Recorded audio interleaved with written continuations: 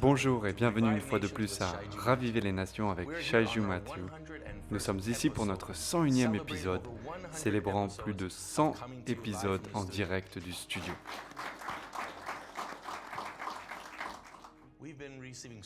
Nous avons reçu tant de témoignages sur la façon dont vous avez été bénis par ces épisodes qui vous parviennent dans votre maison. Nous voulons vous encourager à continuer à nous écrire et à nous faire savoir ce que Dieu a fait dans votre vie à travers ces épisodes. Et maintenant, je suis rejoint ici dans le studio par le prophète Shaiju Matthew en personne. S'il vous plaît, accueillons-le ensemble. C'est un grand honneur. Merci pour le public en direct. C'est un plaisir d'avoir autant de pasteurs ensemble, de dirigeants de nos églises qui font partie de ce ministère. Merci de vous joindre à nous et à nos précieux partenaires et amis qui nous suivent depuis plus de 100 épisodes. Nous sommes ravis de venir à vous avec un 101e épisode et je crois que ce sera également une bénédiction pour vous. Qu'avez-vous en tête? Prophète, récemment vous avez donné une parole prophétique qui était 10 clés pour la fin des temps. Elle est actuellement sur YouTube et sur votre application. Nous voulons vous remercier pour cette application parce que nous avons reçu non seulement des informations, mais aussi des délivrances. Nous avons reçu des clés essentielles pour nous aider chaque jour de notre vie. Nous tenons à vous en remercier. Si possible, nous pouvons même en diffuser un extrait. En fait, nous avons cette vidéo préparée en ce moment même. Nous serons de retour dans un instant. Quelques clés que je vais vous donner. Vous pouvez les noter au fur et à mesure que je vous les donne. Un avertissement direct à l'Église. Et il dit, mais ne soyez pas rapidement secoués, parce que cela doit arriver. Notre Jésus revient bientôt. Le retour de Jésus est une réalité et c'est la base de l'Église. La clé numéro 2 qui vous préparera au retour du Seigneur. C'est un temps de prière défini. Il ne suffit pas d'avoir un style de vie de prière. Vous avez besoin d'une heure de prière. Vous devez prier sans cesser, tout au long de la journée. En fait, la Bible dit d'embrasser le Fils pour ne pas périr en chemin. Cela signifie que lorsque vous conduisez votre voiture, lorsque vous êtes dans le bus, dans le train, dans l'avion, vous devez continuellement parler à Jésus afin de ne pas périr en chemin. Pourtant, vous voyez Jésus, il a pris le temps de se retirer de son ministère pour prier. Ce n'est pas parce qu'il n'était pas occupé, mais il a appris l'art de se retirer pour prier. Il y a un endroit où vous pouvez arriver à ce que votre relation avec Dieu soit plus réelle que votre meilleur ami.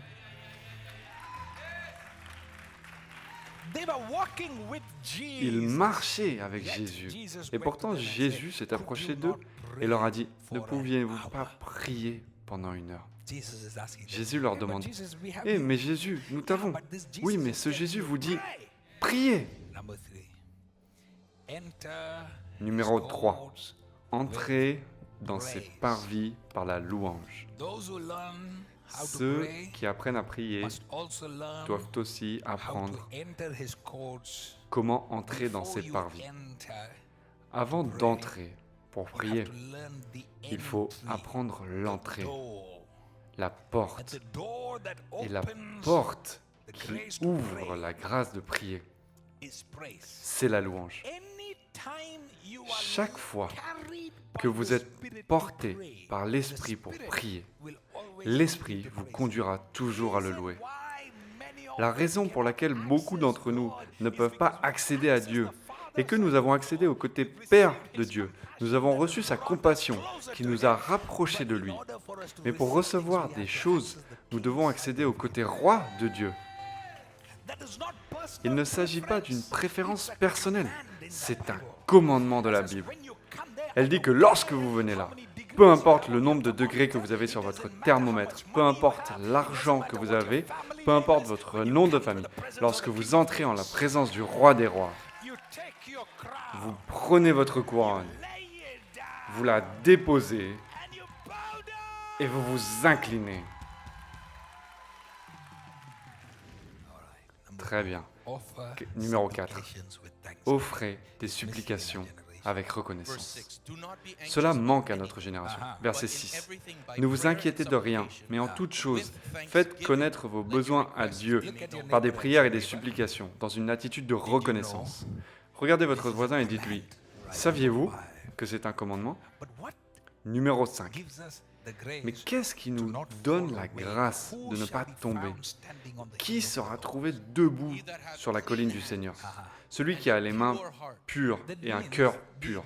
Cela signifie que le fait même qu'il ait les mains propres signifie aussi qu'il les a lavées.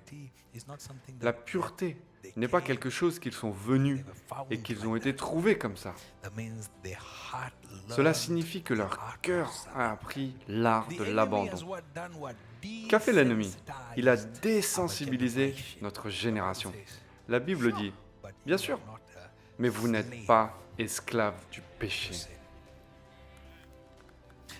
Cela signifie que vous avez toujours la capacité de dire non et de vous en éloigner. Numéro 6. Votre manière de donner est une représentation de Dieu en vous. Je n'insisterai jamais assez sur ce point. Quand je parle de don, ne pensez pas qu'il s'agisse simplement d'argent. Donner. Dieu a tant aimé le monde qu'il a donné son Fils unique. Vous êtes la nature du don et la nature de Dieu en vous. Ainsi, lorsque l'ennemi veut nous corrompre, vous ne vous rendrez jamais compte que c'est un autre domaine où il vous corrompt. Plus il vous rend avare, plus les démons... Le caractère de cet esprit est de retenir. Le caractère d'un démon, c'est quoi? De prendre de vous. On le voit parfois lorsque le panier d'offrande s'approche de vous. Vous pouvez voir la façon dont votre cœur palpite. Vous voyez à quel point vous êtes libre dans les royaumes de l'esprit. Quand Dieu vous bénit, oh, vous êtes si fidèle à la dîme, jusqu'à ce que votre dîme devienne importante. Maintenant, vous avez des factures à payer. C'est pourquoi la Bible appelle cela voler Dieu. Donc si je suis fauché, que je le sois, mais je ne toucherai pas à l'argent de Dieu. Et je ne peux pas donner à Dieu ce qui lui est dû et être fauché. Numéro 7. Êtes-vous prêts? Vous n'êtes pas un simple citoyen. Vous faites partie de l'armée du ciel. C'est pourquoi on dit qu'il est le Seigneur des armées. Il est toujours à nos côtés. Voilà qui est notre Dieu. Dieu ne cherche pas des citoyens du ciel. Il cherche des soldats. Il cherche des généraux. Il cherche des guerriers. Enoch et Élie sont les migraines du système de l'Antéchrist. Lorsque l'Antéchrist viendra, ce sont les deux prophètes que le ciel attend d'envoyer pour défier l'Antéchrist. La Bible dit donc maintenant que l'Antéchrist est déjà là. Cela signifie que le système de l'Antéchrist est déjà là. Cela signifie également que le système d'Enoch et le système d'Élie sont déjà à l'œuvre. C'est déjà là. Numéro 8. Soyez enracinés dans la parole de Dieu. Il y a un type de parole qui peut devenir de la connaissance, qui peut causer des problèmes d'orgueil en vous. Mais la vraie connaissance de la parole de Dieu vous fait trembler. Parce qu'il y a quelque chose dans la parole de Dieu qui expose vos péchés. Plus vous grandissez dans l'esprit, plus vous grandissez dans votre identité. Et plus vous avez compris votre identité, plus vous avez compris vos défauts. Et donc, vous avez compris votre force. Quiconque a compris ses forces sans comprendre ses défauts se trompe lui-même. C'est ce qu'on appelle l'auto-illusion. Numéro 9.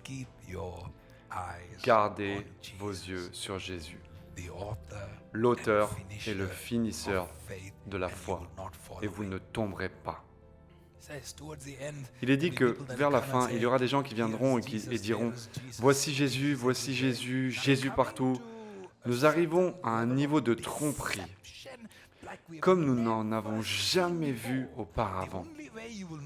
La seule façon de ne pas faire partie de cette rébellion est de ne pas tomber et de garder les yeux sur Jésus. Il ne faillit jamais. Vous devez avoir une relation personnelle avec Jésus. Sinon, que se passera-t-il le jour où il y aura une persécution et qu'ils ne vous laisseront pas avoir un pasteur? Vous serez le premier à tomber, parce que votre spiritualité était liée à sa prédication. Vous n'avez pas développé votre propre connexion avec le Seigneur. C'est pourquoi ce que vous faites le dimanche doit déclencher la grâce du lundi au samedi. En Jésus, il est le seul. La Bible l'appelle. Il est l'auteur et le finisseur de la foi. Le 10e point est « Allez jusqu'aux extrémités du monde et faites de moi des disciples ». Dieu vous cherche. Amenez quelqu'un au Seigneur. Nous sommes en guerre.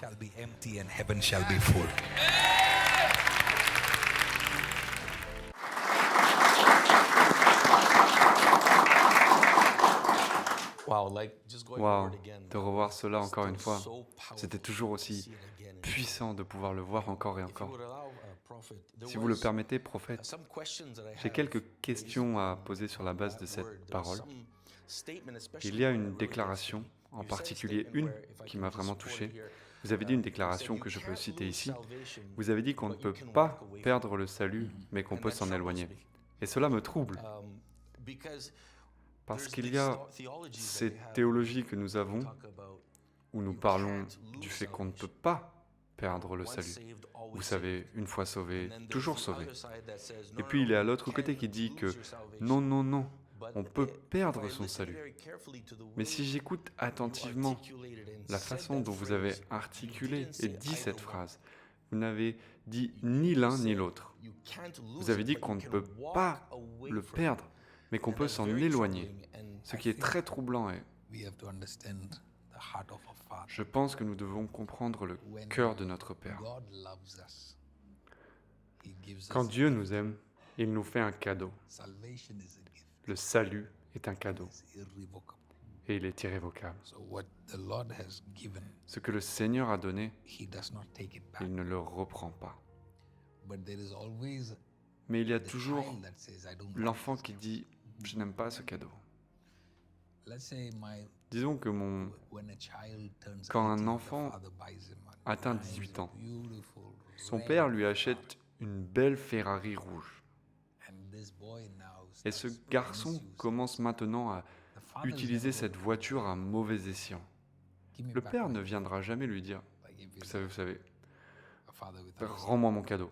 S'il s'agit d'un père compréhensif, parce qu'il l'a déjà donné. Maintenant, c'est sa voiture, elle est à son nom. Mais ce garçon peut la conduire à 200 000 à l'heure et foncer dans un mur et détruire ce cadeau qu'il a reçu en même temps que sa vie. Le père ne l'a pas pris, mais il l'a détruit. Il y a donc cette nature tout au long de l'histoire. Si vous vous souvenez des mots que j'ai lus dans Jude chapitre, s'il vous plaît. Je l'ai ici. Jude chapitre 1, verset 5. Je veux vous rappeler, à vous qui le savez bien, que le Seigneur, après avoir sauvé le peuple en le faisant sortir d'Égypte, a fait ensuite mourir ceux qui s'étaient montrés incrédules. Ainsi, pour ceux qui se demandent si Jésus est Dieu, vous pouvez voir Jésus dans l'Ancien Testament maintenant. Qui était celui qui les a fait sortir d'Égypte? C'était Jésus. D'accord? Selon le livre de Jude, il est dit que c'était Jésus qui les a délivrés. D'accord? Et ensuite, cela continue en disant qu'il les a sauvés. Et puis quoi?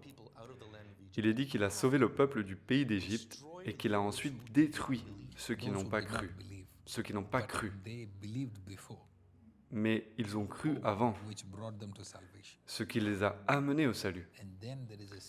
Puis, il y a une période d'incrédulité. Ainsi, la même personne qui les a sauvés est aussi une personne qui les a laissés être détruits dans le désert. Même s'il est dit « les a détruits », ce sont eux qui se sont détruits eux-mêmes. Pour que nous comprenions un peu mieux cela, Thessaloniciens parle d'avant le retour du Seigneur. Ok? Donc cela parle du fait que le fils de perdition doit apparaître. Il est dit qu'avant le retour du Seigneur, il faut d'abord qu'il y ait une chute. Certains utilisent le mot « grande chute ».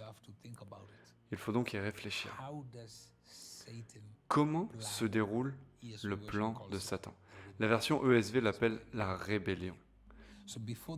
Il doit y avoir une grande rébellion. Donc avant le retour du Seigneur, il y a quelqu'un qui croyait, qui arrête de croire. Le Seigneur doit alors les livrer à eux-mêmes. C'est mentionné dans Romains chapitre 1. Dieu les livre à eux-mêmes. Leur désir, il les livre à eux-mêmes. Pour que nous puissions comprendre cela, laissez-moi vous donner un peu de contexte. Je parlerai en puzzle, mais vous comprendrez. Si vous regardez ce qui se passe actuellement dans notre génération, vous voyez beaucoup de gens sortir du bois. Et ils déclarent maintenant publiquement leur allégeance à Satan. Ils ne le cachent plus. Des séances photos. Lorsqu'ils font des séances photos bizarres, ils écrivent ce qu'ils font. Ils le déclarent. Symbolisme. Ils font des choses avec leurs mains. Ils l'annoncent. Comment se fait-il que s'ils font quelque chose comme ça, pourquoi ne le gardent-ils pas secret? Pourquoi ressentent-ils le besoin de l'annoncer? Parce qu'il y a quelque chose que vous devez comprendre à propos du royaume des ténèbres. Lorsqu'ils font quelque chose et que c'est fait d'une manière telle que vous n'en êtes pas conscient, vos mains sont alors pures, vos mains sont lavées. Vous n'y participez pas. Il est donc important pour eux qu'ils annoncent ce qu'ils font.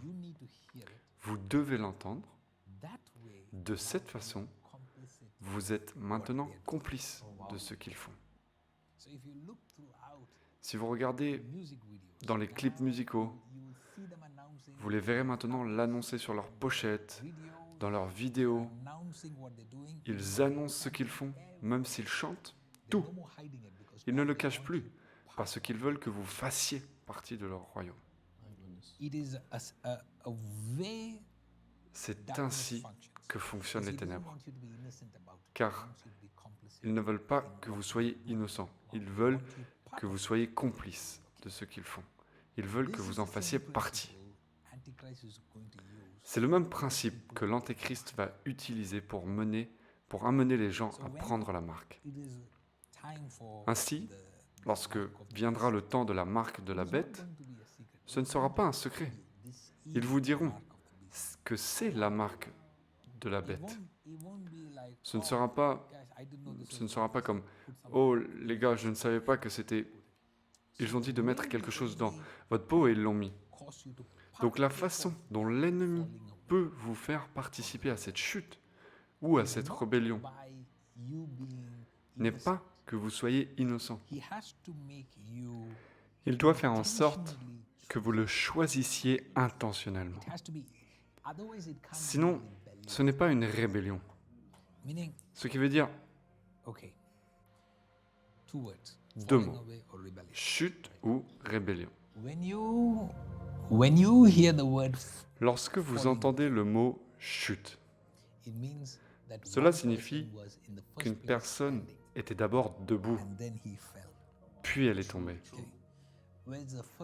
Où est mentionnée la première chute? ou la première rébellion, c'était au ciel. Cela signifie qu'il y avait des gens qui étaient déjà croyants et qu'il a trompé. La deuxième chute a eu lieu où? Dans le jardin d'Éden. Cela a déclenché la chute de plusieurs générations, de la marche dans le jardin d'Éden, dans la gloire et la communion avec Dieu. C'est donc la deuxième chute. La troisième chute est celle qui doit se produire avant le retour du Seigneur Jésus. Des milliers et des milliers de croyants doivent tomber de l'endroit où ils se trouvent. Pour ce faire, l'ennemi utilisera de nombreuses techniques. Certaines d'entre elles seront de faux prophètes qui viendront prêcher des sermons qui vous apaiseront, vous feront vous sentir bien et lentement, un tas, quand je dis un tas, probablement des millions seront emportés par ces faux prophètes. D'autres seront emportés par la soi-disant apparition de Jésus. C'est pourquoi il est dit « Ici est Jésus, là est Jésus, ne courez pas après eux, car c'est ainsi qu'un autre groupe de personnes sera trompé. » Et ils courront dans tous les sens. L'Antéchrist a donc déjà planifié la manière de provoquer la chute. Et il faut que ce soit par leur volonté. Sinon, ce n'est pas une chute. Ils doivent le faire de la même manière qu'ils ont confessé et qu'ils ont été sauvés.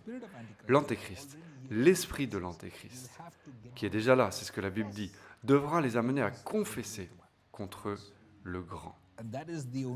Et ce n'est qu'ainsi que l'on peut parler de chute. Donc, il va utiliser beaucoup de techniques. Et la façon dont il va essayer d'obtenir la marque, ce n'est pas en vous menaçant d'obtenir la marque, comme dans certains films que vous avez peut-être regardés.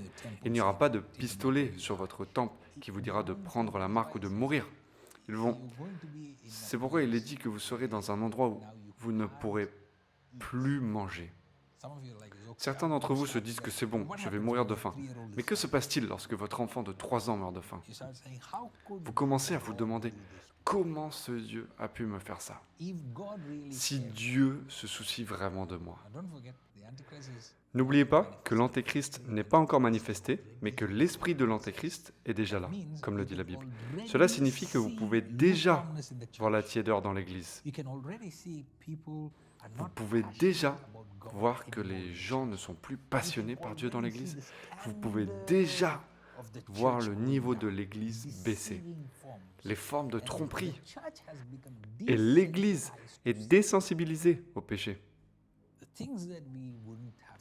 Les choses que nous n'aurions pas tolérées dans le passé, nous les autorisons maintenant au pupitre. Et c'est ainsi que Satan travaille. Parce que cela doit être intentionnel. Vous ne pouvez pas être innocent. Vous y participez en choisissant intentionnellement de nier. Puis, vous commencez à traverser des situations, des épreuves, où vous commencez maintenant à douter de l'existence de Dieu. Vous commencez à douter de la bonté de Dieu. Et maintenant, vous vous éloignez de son amour. Vous vous éloignez. C'est pourquoi, pasteur, Jésus dit, quand je reviendrai, trouverai-je de la foi sur terre? C'est un cri douloureux de Jésus. Vous devez comprendre qu'il est le prophète des prophètes. Lorsqu'il était sur terre, il est celui qui connaît la fin depuis le début. Et il dit, quand je reviendrai, il parle de la seconde venue. Trouverai-je de la foi sur terre? Cela signifie qu'il peut prophétiser, ou que le Dieu omniscient, quelle que soit la partie de lui qui prophétisait ou déclarait cela, il dit, ce sera un très petit nombre d'élus qui seront fidèles. Et enfants de Dieu, puissiez-vous être l'un de ces fidèles, au nom de Jésus.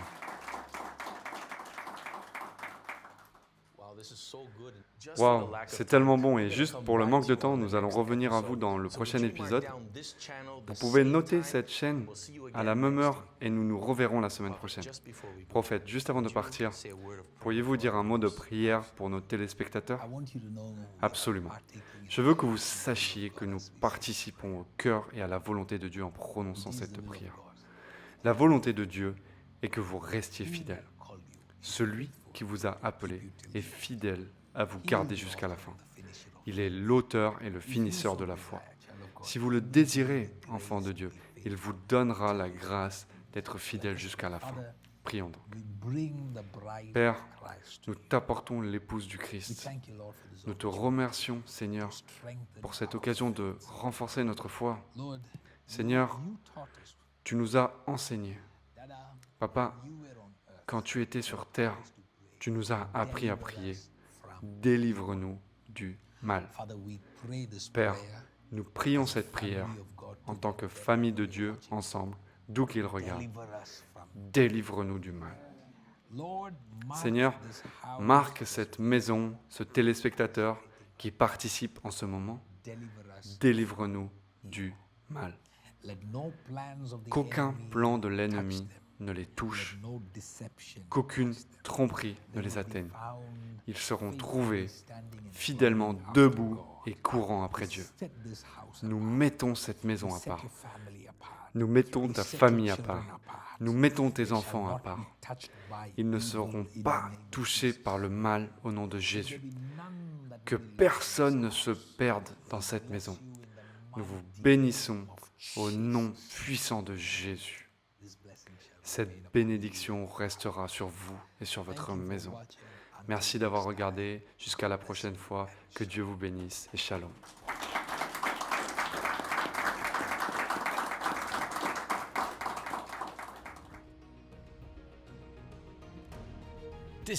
La distance n'est pas une barrière pour Dieu. ReviveNations.tv est maintenant ouvert à la participation en direct à nos services.